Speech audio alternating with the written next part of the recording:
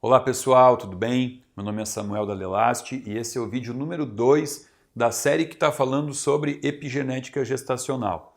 Bom, a gente falou no vídeo número 1 alguns cuidados básicos que a gente tem que ter no preparo de uma mulher, né, que quer ser gestante, que quer gestar.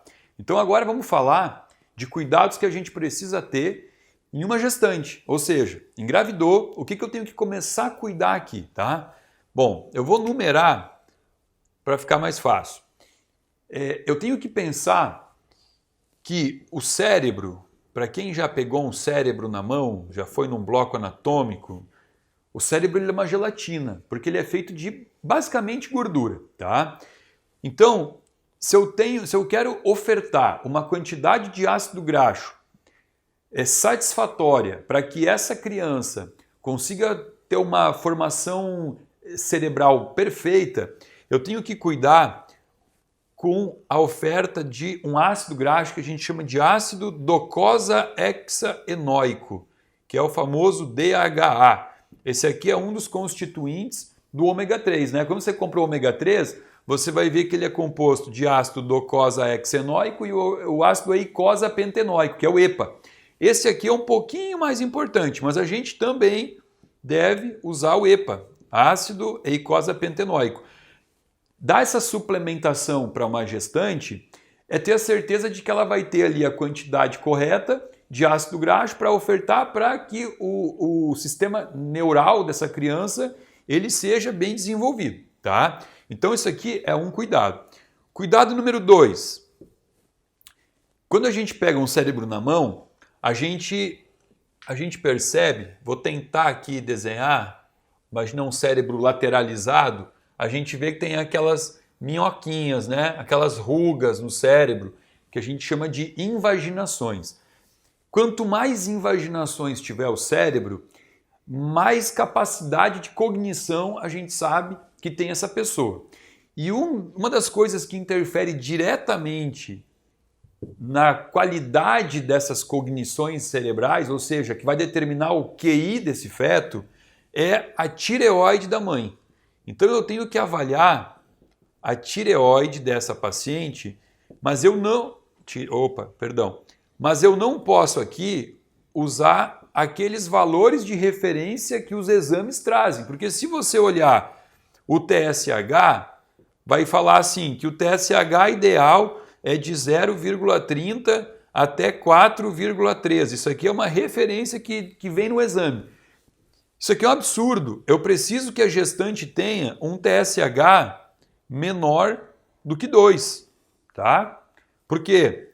Porque TSH menor que 2 está me mostrando que a tireoide dela está trabalhando de forma a otimizar o cérebro do feto que está aqui dentro da barriguinha da mamãe. Claro que não é só olhar o TSH. A gente sabe que em algumas situações eu posso ter um TSH menor que 2, mas quando eu interpreto ali a quantidade do T4 livre, do T3 livre, que são os hormônios tiroidianos, eles podem estar em desajuste. Então assim, eu usei isso aqui como um número para a gente olhar, mas olhar a tireoide num todo. Também eu acho muito legal, antes dessa avaliação aqui, eu também analisar se essa paciente não tem algum anticorpo autoimune contra a tireoide, né, que leva a uma inflamação de tireoide. Eu não deixo as minhas pacientes engravidarem se elas têm anticorpos autoimunes positivos. Primeiro, eu faço todo um tratamento em relação à doença autoimune, diminuo negativo esses anticorpos para que daí ela possa engravidar. Bom, lembrando que uma das coisas que determina a função da tireoide da mãe é a ferritina, né? O depósito, o almoxarifado do ferro. Então, aqui também fica um alerta. Exames de sangue trazem um valor de referência que eu não gosto de usar em relação à ferritina, né? Tem exames que chegam a me trazer falando que a ferritina da mulher pode ir de 13 a 150. Isso aqui é um absurdo. 13, não existe tireoide que consegue trabalhar bem com tão pouca ferritina, tá? Aqui eu gosto de usar um número de 75 como um número mágico. Gosto de 75 de ferritina para que essa gestante tenha aqui a quantidade de ferro para manter a sua tireoide funcionante. Bom, e agora por último, mas não menos importante, vamos botar aqui como número 4, o microbioma, que eu também já falei em algum vídeo, lá do início do canal eu falei sobre o microbioma. O que é o microbioma?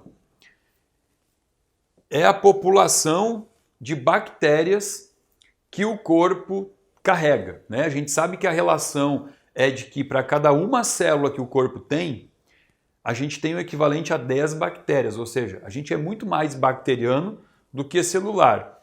E 80% de todas essas bactérias do corpo, elas se encontram no intestino, tá? E a criança, quando nasce, ela nasce herdando toda a proporção do microbioma ou microbiota da mãe.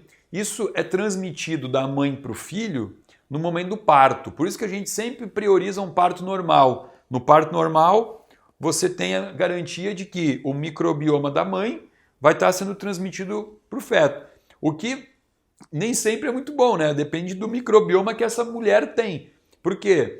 Se ela tiver no seu microbioma uma disbiose, e a gente já falou muito aqui no canal sobre disbiose, ela vai estar passando uma disbiose para o filho.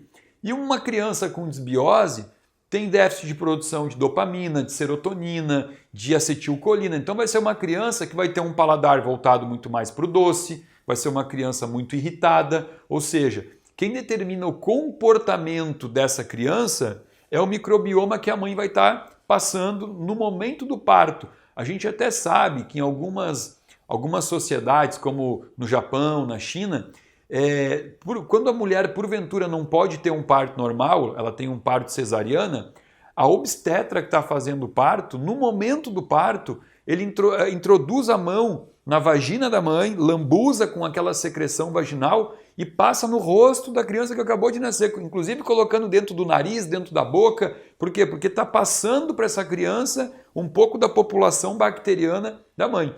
Então, pensando nisso, entendendo isso, durante a gestação, além de uma alimentação que a gente possa garantir uma simbiose desse microbioma, ou seja, uma alimentação sem transgênicos, sem açúcar, sem amendoim, que tem muito fungo, sem caseína. Além dessa alimentação, eu tenho a necessidade de suplementar aqui uma fórmula probiótica, né? Uma fórmula com lactobacilos, onde eu vou ter ali bifidobacterium, alguns streptococcus, alguns lactobacilos. Então é muito importante eu ter atenção com o microbioma da mamãe durante a gestação. Ok? Bom, sobre epigenética gestacional, é isso. Agora a gente vai fazer alguns vídeos aí falando sobre cuidados no pós-gestação, né? Depois do parto. Então, por favor, segue o canal, se inscreva, compartilha com os amigos e vamos lá para o vídeo de número 3.